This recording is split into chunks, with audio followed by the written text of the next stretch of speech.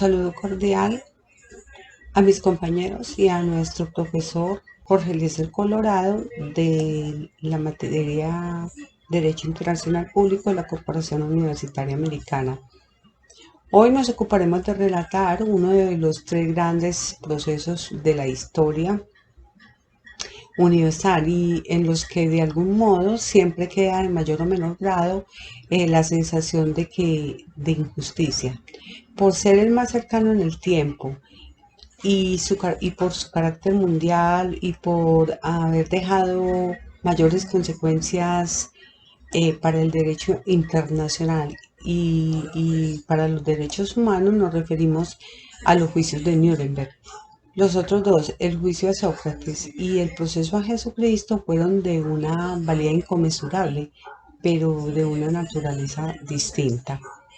Cuando hablamos de los juicios de Nuremberg, el plural es correcto porque se refiere a 13 procesos, pero en esta ocasión haremos referencia o nos remitiremos al juicio más emblemático, que fue el que se realizó a 24 jerarcas nazis que sobrevivieron al proceso, ¿cierto? Proceso que fue desarrollado por un tribunal militar internacional formado por Estados Unidos, Gran Bretaña, Francia y la Unión Soviética.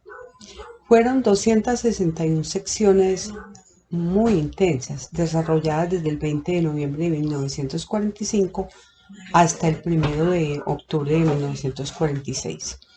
Los otros 12 procesos se dieron ante un tribunal de Estados Unidos, pero por ello no menos importantes. Hablamos del juicio a los jueces, a los juristas, a aquellos hombres de leyes que prácticamente le dieron el trámite legal al nazismo. El juicio a los médicos, a quienes realizaron o autorizaron no solamente las esterilizaciones, sino también alguna serie de experimentos. Se rescatan dos aportes importantes en este juicio. El primero, la tipificación de algunos delitos. El gran problema que tuvo el Tribunal de Nuremberg es que los crímenes que habían cometido, los que fueron juzgados, no se encontraban previstos en la ley, con lo cual uno de los dogmas del derecho penal no se cumplía. Más adelante les contaremos cuáles fueron esos delitos, pero se refieren a los excesos, a, a lo que sobresale en el desarrollo de una guerra normal, es decir, cuando ya se da una suerte de desprecio por el ser humano. Bueno, como segundo aporte se dio la conformación de un Tribunal Internacional Penal. Se pensó que se iba a replicar de manera pronta, pero apenas terminó el proceso y de Nuremberg comenzaron los recelos entre las potencias vencedoras. Se repartieron Alemania y comenzó la Guerra Fría. Por eso es que el tan anhelado Tribunal Penal Internacional se registró o nace a partir de 1998, teniendo un gran enemigo, que es Estados Unidos, que siempre se encargó de bloquearlo de diferente manera, porque pues Estados Unidos no iba a pasar pues ni por asomo que sus soldados se sentaran en un banquillo a responder por crímenes de guerra.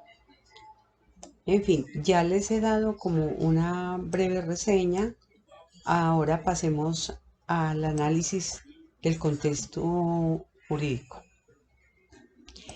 Tendremos en cuenta que aquí se va a juzgar por lo que se cometió en la Segunda Guerra Mundial, pero vale la pena mencionar cuál fue la razón de ser de esta Segunda Guerra Mundial. El actuar de Alemania no era un actuar cotidiano, no era un actuar normal.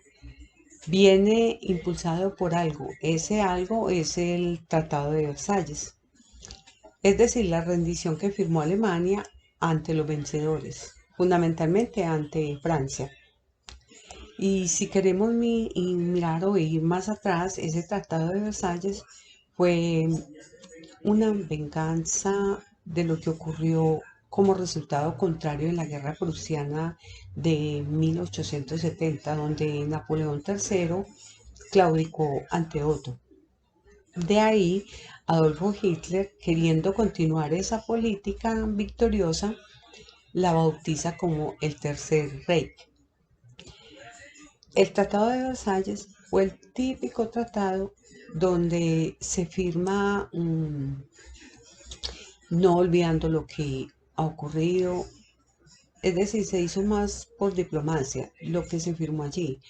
Fue como una garantía de que no se vuelva a repetir, a replicar esos horrores vividos. Pero al contrario, fue un tratado que se firma, mm, por decirlo, como con la bota del vencedor sobre el cuello del vencido, consecuencias económicas nefastas para Alemania. Esa Alemania vivirá una de las más hiperinflaciones de toda la historia. Y claro, cuando Alemania, el gran pueblo alemán, el gran orgullo alemán, veía por qué estaba viviendo esa situación, que era porque habían firmado el Tratado de Versalles. De ahí que se comenzó a responsabilizar al judío alemán, es decir, los mismos alemanes se habían rendido, pero alemanes de raza judía. Es ahí donde viene esa ley antievangelio de eliminar a los judíos, porque no, pues no es la exaltación de por sí de la raza aria, iba más allá, era la venganza contra estos supuestos culpables, los judíos. Entonces, este Tratado de Versalles no solo despertó en el alemán esa sed de revancha, sino que eh, fue canalizado también por Adolfo Hitler en un discurso que plasmó en las leyes, y esto va a determinar los excesos que se cometieron. Tomaron la iniciativa de denunciar estas atrocidades los países que fueron invadidos, los países donde existían los guetos, donde existían los campos de concentración. Más tarde, las cuatro potencias monopolizaron esto y comenzaron la repartición. Una primera característica que tenía el contexto jurídico era un contexto de anormalidad, es decir, una agitación revanchista que evidentemente se trasladó a las normas. La segunda característica es que las normas eh, eran constitucionalmente formales, pero inconstitucionales en su esencia. Esto es, Adolfo Hitler va a lograr, en medio de esa delegación de facultades, va a conseguir la ley habilitante para que cada uno de los proyectos que tenía estuviera siempre respaldado por el ordenamiento jurídico. Así dio la ley para proteger el pueblo alemán, con lo cual estableció la persecución a los judíos.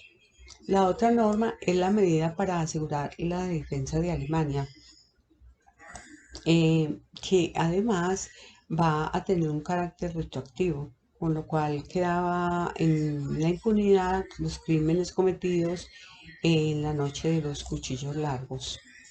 Por último, la ley de la unificación. Todo esto puso en marcha una maquinaria legal que luego, en el momento de los juicios de Nuremberg,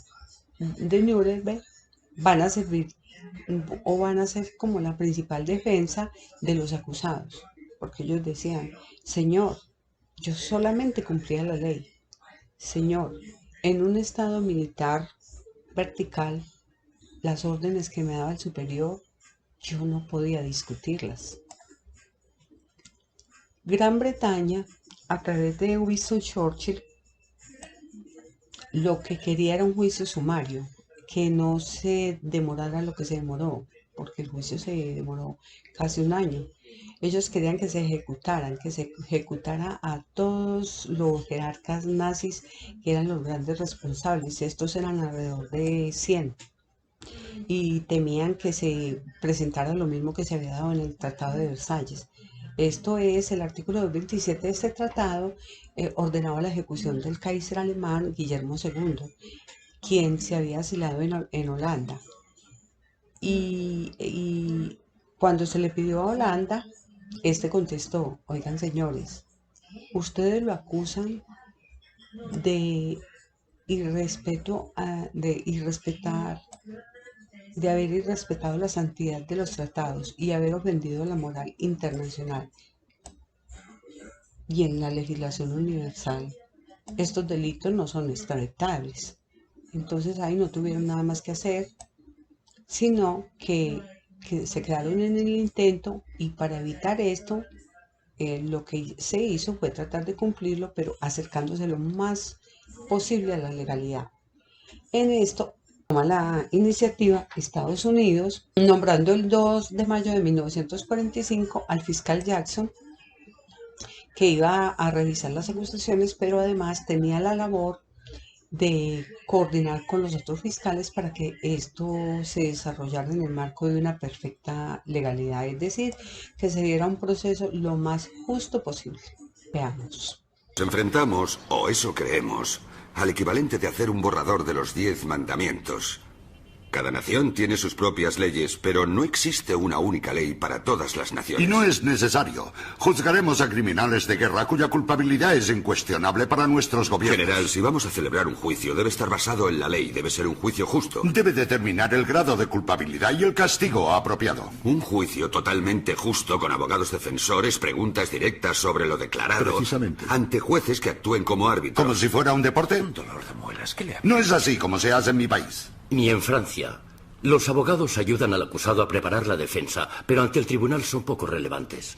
General, en Estados Unidos cualquier acusado tiene derecho a la mejor defensa posible. Como en Gran Bretaña.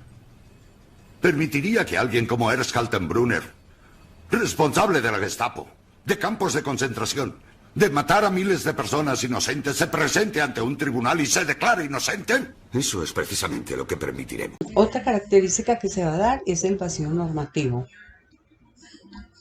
No solo estaba tipificado el castigo, no solo no estaba tipificado el castigo, mucho menos estaba tipificada la conducta, por lo que de alguna manera se ha declarado una guerra injusta. Se ha exterminado a un grupo de personas por su nacionalidad, por su raza, por su condición sexual. Sin embargo, eso todavía no estaba tipificado. El término genocidio es un término justamente producto del Holocausto. ¿Cuál fue entonces la salida que se dio jurídicamente? Se apeló al derecho natural.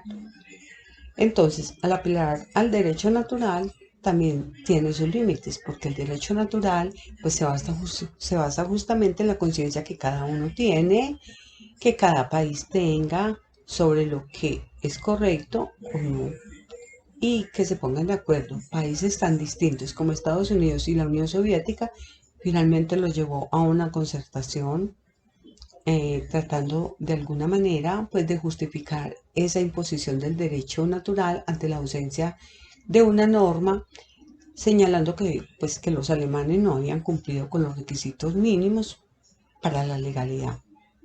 Que toda esa legalidad que ellos habían señalado y pues sobre la cual habían basado su justificación era una caricatura de norma, porque no tenía lícitamente la búsqueda de un axiológico justo, virtuoso, y que de alguna manera pues simplemente fuera un pretexto para poder acabar con judíos, con gitanos, con homosexuales, con enfermos mentales. La cuarta y última de las características que se encuentran en el contexto jurídico del juicio de Nuremberg es definitivamente el predominio del poder. Nos cuesta entender que si en algún momento hay una doctrina jurídica que se impone, no es porque necesariamente sea la mejor, muchas veces lo es, y como lo dice el autor, en buena hora, sino que las leyes predominantes de alguna manera son las que han impuesto, en este caso, pues el más poderoso era Estados Unidos, porque si bien había tenido una serie de bajas, pues en Europa, también en el ataque a Pearl Harbor, pues en lo que era en el territorio norteamericano no cayó una sola bomba, mientras otros sufrieron la guerra de manera directa, ellos la siguieron a través de las noticias. Entonces, obviamente, pues era el que tenía más poder. Estos juicios, mm, eh, en estos juicios, Estados Unidos colocó 200 personas. El protagonismo lo tuvo el fiscal Jackson, quien inteligentemente determinó que el presidente del proceso debería ser o iba a ser el juez de Gran Bretaña, el juez Lawrence, quien también intervino y también intervino la empresa privada, la IBM, con la traducción simultánea en 4 idiomas y con una novedad para la época, con auriculares puestos. Así ayudó a que el proceso se acelerara y mantener al margen a todos los países que evidentemente en algunos casos eran miles y que querían participar como parte del tribunal, pero no. Se dijo que solo iban a ser las 4 potencias. A diferencia del Tribunal de Tokio, en este tribunal sí se aceptó la presencia de otros países. Es decir, este gran juicio nazi que se llevó pues a cabo busca dar una respuesta distinta a la venganza, una respuesta de legalidad. En ese sentido los americanos contribuyeron bastante y a partir de allí estos juicios de Nuremberg, en especial el juicio de los jerarcas nazis, podemos decir que tiene luces y sombras. Bueno, las luces serían como esa respuesta de legalidad que se le da, esa respuesta de poder establecer un juicio acusatorio con la intervención del fiscal, con la intervención de la defensa, posteriormente la réplica y pues finalmente una sentencia motivada definitivamente. Esto en suma es bien importante en un ambiente donde todo se dio de una manera acelerada. Desde que Hitler dominaba casi toda Europa, de este a oeste, de norte a sur, eh, hasta la caída y la rendición de Berlín en mayo de 1945. Por otro lado, no se hizo una justicia pilática, es decir, no se hizo una justicia oyendo la opinión pública ni oyendo a la prensa. Cuando se hace este tipo de justicia, definitivamente ya la opinión pública y la prensa tienen una precondena. No todos fueron condenados a pena de muerte, no todos, unos fueron condenados a 10 años, otros a 20, otros a cadena perpetua. Es más, se absolvió a 3 personas porque no se les encontró responsabilidad alguna. Indiscutiblemente hay sombras. Siempre va a quedar el hecho de que fueron condenados por crímenes que no se encontraban contemplados en la ley. Sin embargo, se considera que este juicio fue una respuesta excepcional a una situación excepcional, dado que tampoco se podía quedar en la impunidad después de ver de todo lo que se había cometido. Bueno, al final no se ponían de acuerdo, no solo por la manera distinta que habían tenido de seguir la guerra, por el sentir diferente, tan es así que se dio la conferencia de Teherán, luego se dio la conferencia de Yalta, con los 3 grandes, Churchill, Roosevelt y Stalin siempre en el centro, y posteriormente la conferencia de Potsdam en Holanda, donde se da el reparto de Alemania. Comienza el recelo entre ellos mismos porque se da el inicio de la Guerra Fría, consideran que ya está bien y comienzan a mirar con prevención el futuro.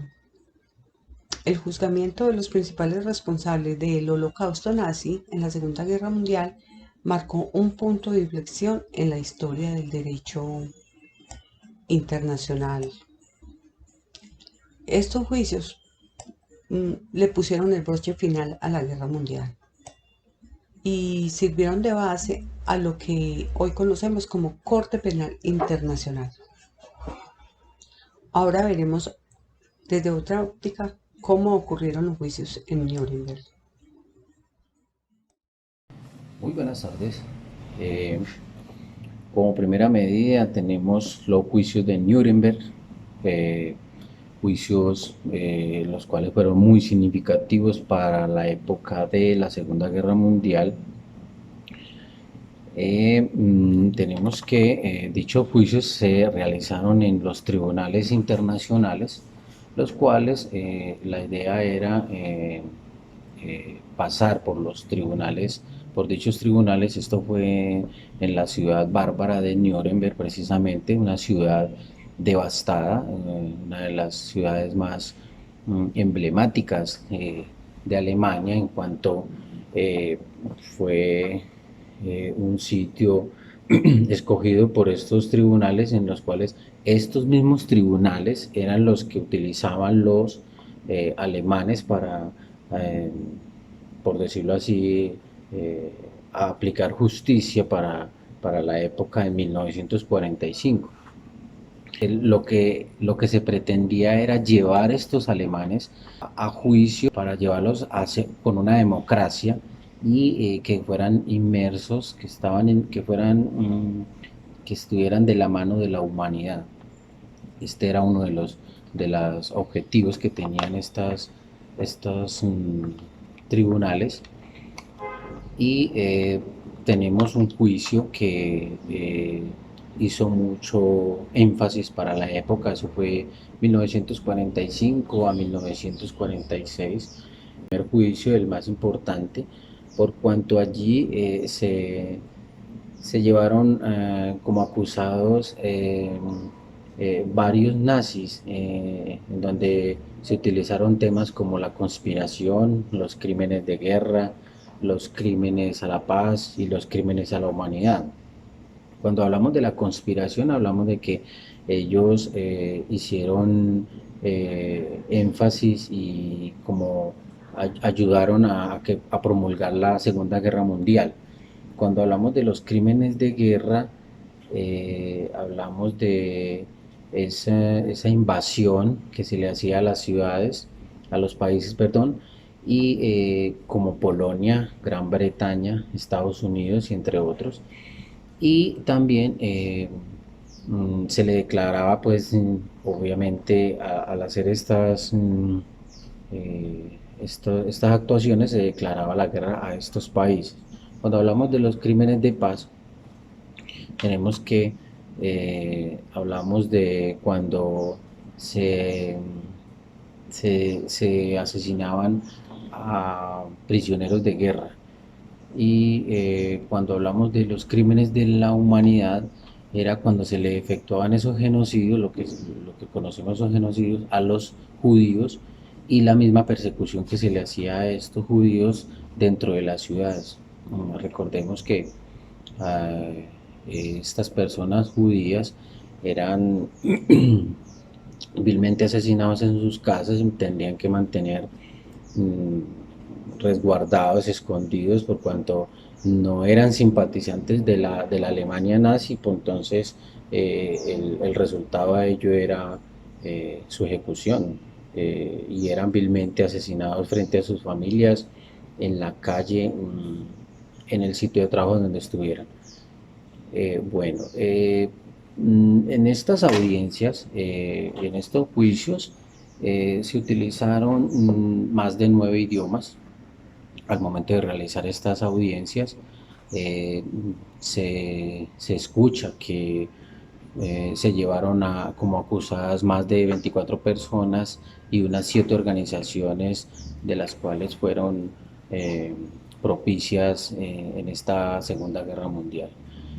Esas personas que fueron llevadas a estrados, a estos mismos estrados que ellos utilizaron en su momento de poder, eran jueces que impartían justicia, también eran comandantes de fila, y otros eran secretarios y jefes de gobierno que eran muy cercanos, muy simpatizantes a Hitler y eran obviamente de la Alemania nazi. Se dice que se llevaron un sinnúmero de documentación, pruebas y demás.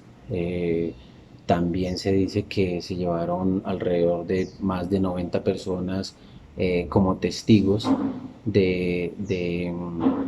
para se veía que se utilizaban los testigos en posiciones contrarias y posiciones a favor de estas personas en juicio. Eh, mm, Se dice también que los resultados de estas audiencias, de estos juicios, dice que se juiciaron a más de 24 personas, 24 nazis alrededor, y las condenas que fueron allí emitidas oscilaron entre los 10 años de prisión y con un agravante que era llevados a la horca. Esto fue algo pues que uno de los resultados que se dieron luego de las juicios en la ciudad de Nuremberg. Estos principios, se resaltan, tres de los más significativos, era que se pudiera individualizar a la persona, que la persona pudiera pagar por lo que cometió y como segunda medida que los jefes de gobierno y los jefes de Estado también pudiesen pagar por algún crimen cometido dependiendo del derecho internacional. En un tercer punto también se habló sobre o sea, que si los soldados de esa época, si se recibían órdenes de un superior, eso no era un argumento válido para no ser juzgado por algún crimen cometido en la época. Entonces estas tres cuestiones fueron de mayor injerencia en estos juicios y así fue que se individualizó y se pudo indilgar responsabilidad tanto a las personas como a las organizaciones que para la época de estas magnitudes de genocidio y barbarie ocasionaron tanto daño a la población alemana. Estos principios fueron el comienzo del derecho penal internacional, lo cual podemos decir que están en su desarrollo, actualmente están en su desarrollo. Y estos principios también los valoró y les dio manejo la ONU. Recordemos, la ONU es una figura, es una institución de paz, la cual vela por los derechos humanos a nivel internacional. Y en la actualidad se utilizan estos principios como derecho consuetudinario.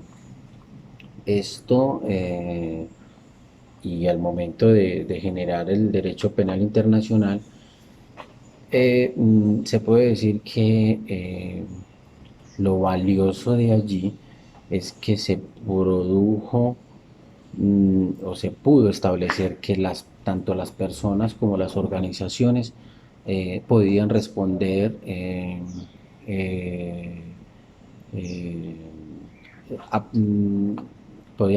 a per se sobre algún crimen cometido por ellos mismos en la época de la Segunda Guerra Mundial.